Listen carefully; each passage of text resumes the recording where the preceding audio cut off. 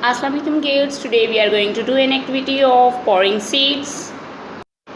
We need material for this activity is a tray, a spoon and 2 bowls. And of course seeds. Let's spoon away.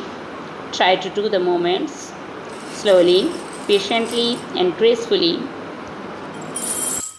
Now see how to hold the spoon. Pouring beans from one bowl to another. Put the bowl with the beans on the left.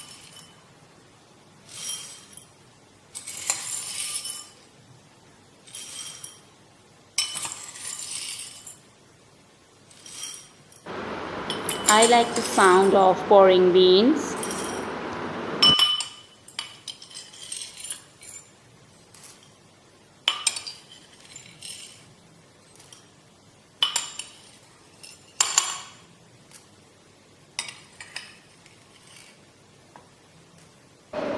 Do this activity at the home. Stay blessed. Allah Hafiz.